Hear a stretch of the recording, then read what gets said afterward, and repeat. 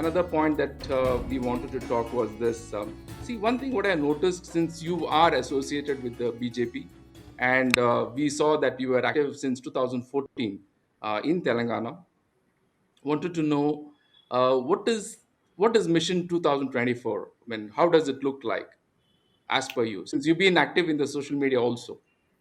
Well, I was a part of, from my school days, I was a part of ABVP in college, and I grew up in Hyderabad, as I told you. And I basically was with the Janata Party those days because BJP was not there. 84 BJP got formed. One of my favorite leaders was George Fernandez because we come from a railway family. My father was a railway engineer.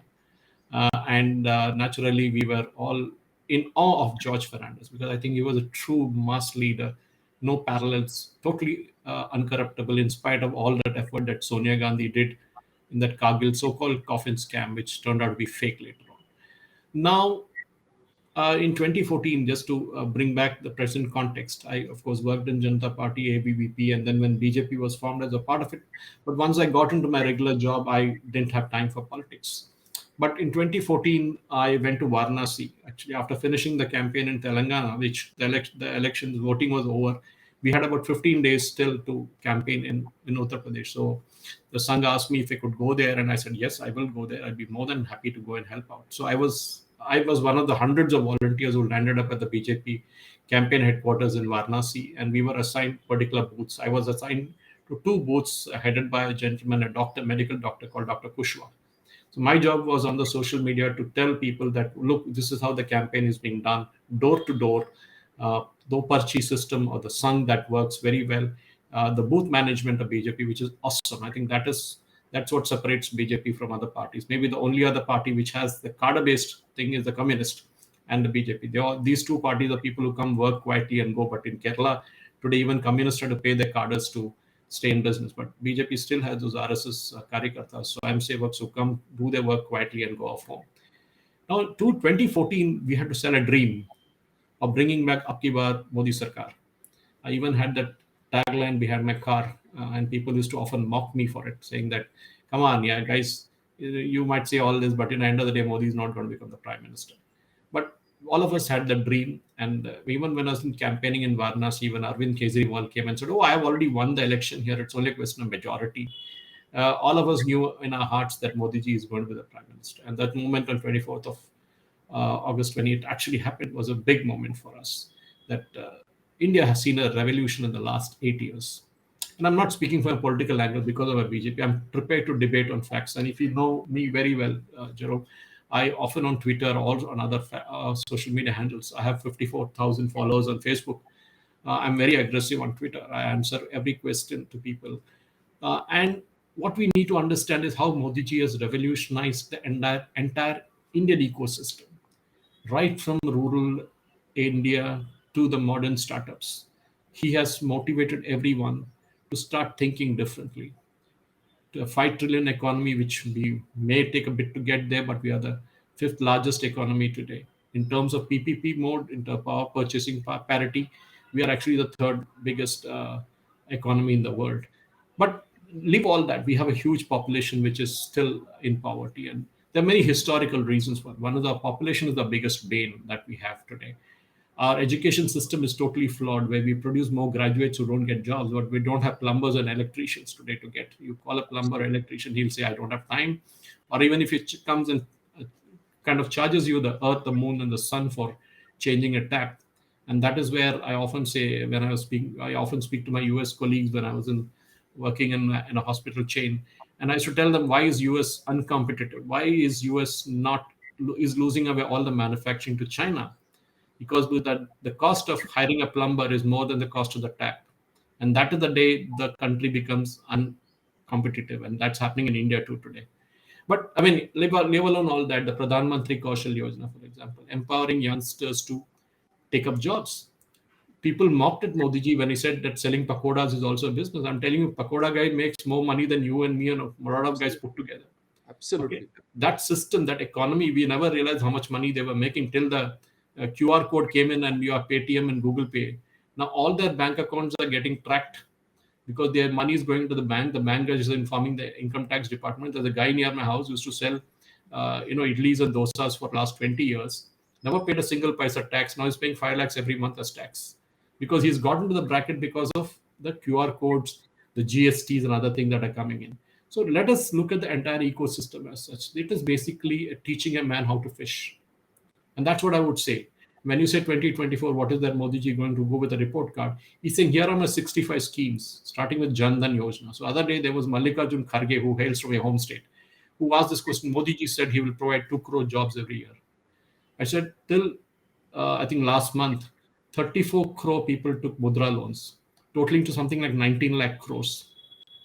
Assuming that each person who took the mudra loan employed himself. He has to employ one person, isn't it? Either himself or he'll Yes. hire somebody.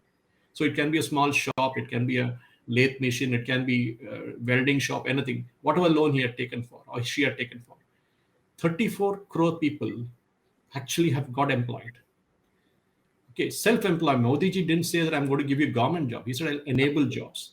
Until yesterday, KT Ramarao, who is the information technology minister of Telangana, used to ridicule Modi ji on the same thing, saying, "Where are the jobs? We have not provided job." Of course, EPFO data says that India's unemployment it is at the lowest level now. And EPFO data, which is the Provident Fund data, is actual data, not the CMIE data, which you say, which comes from Mr. Mahesh Vyas, who is actually an advisor to Rahul Gandhi. So, but I mean, we leave the politics apart. But what I'm trying to say is that that part of it, which Modi ji has done to provide employment, make people stand on the feet, teach a man how to fish, and he will fish for a lifetime.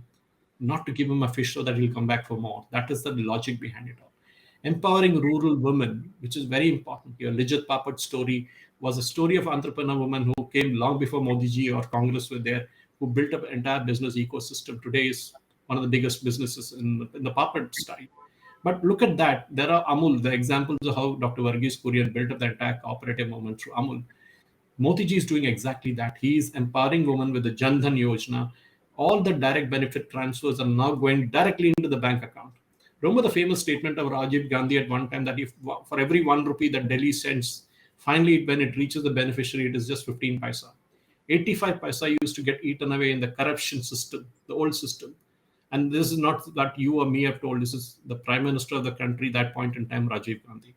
Today, that 1 rupee directly goes into the bank account of the person concerned. They have ATM card, they have Kisan card, they can just go and withdraw the money they want. This is what it is all about. It is not about giving freebies as a Rewdi culture, as Modi ji called it, what Arvind Kejriwal does. Delhi Jal Board today has got an outstanding dues of 28,000 crores. That is the amount Delhi government has to pay the Delhi Jal Board for supplying free water. But till date, Arvind Kejriwal hasn't paid a paisa. And sooner or later, Delhi Jal Board will not have money to buy water from Haryana. And that is when it will have to go bankrupt. And the same thing happening in Kerala. You seen last month for the Onam payments, for the bonus and other things, salaries and pensions, Kerala government borrowed 6,000 crores. Borrowed. Every month they borrow 3,000 crores. There are many state governments which have default, which are close to the defaulting status. We are another Sri Lanka in the making in many states. So when you ask me about 2024, Modi ji is going to present a card which says, look, this is what I've done. There's not bringing back the cheetahs alone. That's a story. There's a bigger story behind it. There's a bigger story of ensuring that people, women in rural areas get empowered. The sanitation thing, building a toilet, people mocked Modi ji for it. Okay, I remember the jokes that were going around. Now, when the Har Ghar Jal mission is working on, people don't realize there are women who trek 6, 7, 8 kilometers to get a kind of a vessel of water. Today, you are empowering women to kind of get water at their homes. You have toilets. You're building an ecosystem where they're becoming more entrepreneurial in nature. This is what Modi ji has done. And India's younger generation, which is worked through the startup, be it the Startup India and other missions, I think this is where Modi ji done. But the criticism often comes, India's unemployment is very high. I often come back to that example of getting a plumber or an electrician or a carpenter today.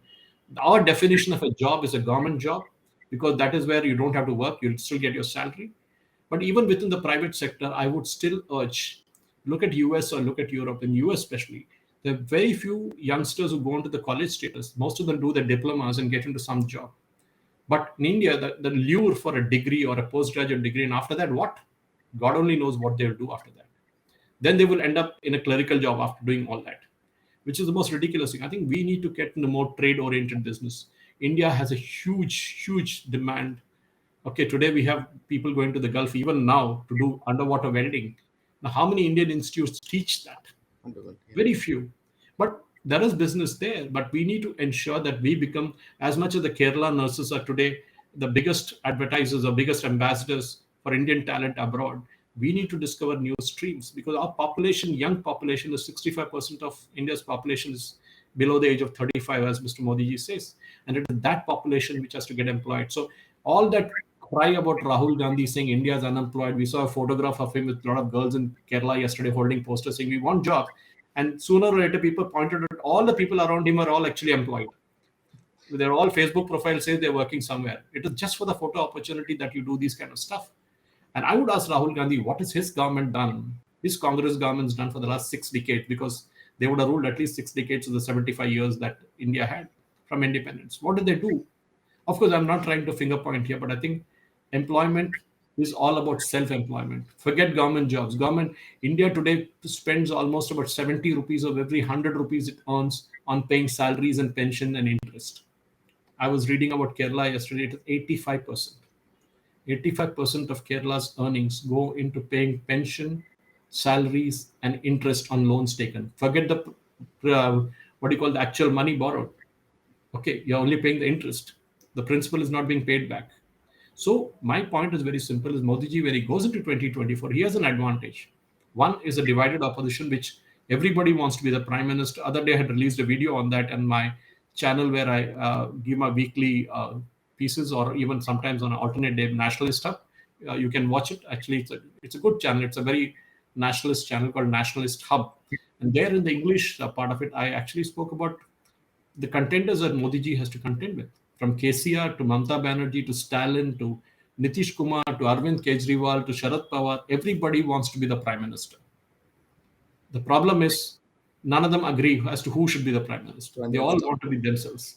So Modi ji has that advantage of a split opposition. Even if the opposition comes together, I'm sure none of them can beat the BJP's election machinery.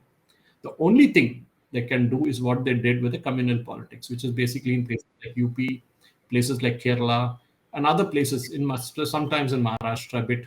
But they can play communal politics there, divide the votes, and try to get the Muslim vote bank onto their side. And that has been happening from donkey's years now. Congress has been doing that game only. And we see how Rahul Gandhi's yatra in Kerala is all about. 18 days in a state where BJP has negligible presence, just about 16% vote share, the maximum. But he wants to spend 18 days there, but hardly 2 days in UP, where the biggest chunk of Lok Sabha seats are there, 80 in number. But he doesn't want to spend there. But anyway, I'll leave that for a different day, unless you have a question on that later.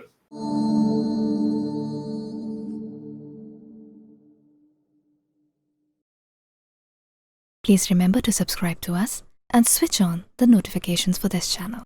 For our other social media links, more content, and to support our work, please visit citti.net. Dhanyavad. Namaskar.